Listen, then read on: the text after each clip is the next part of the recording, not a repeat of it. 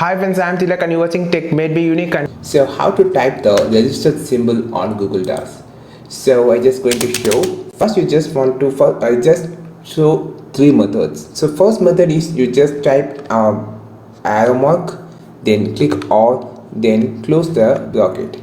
So just open a bracket like this, then type as all and close the bracket. So and you just need to space and just click enter. Automatically it changes to the registered symbol. Otherwise you just need to click on the so go to the insert option, then click on the special character here.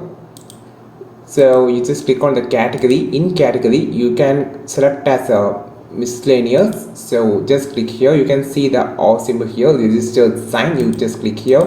Otherwise if you want to find by drawing, just type as all,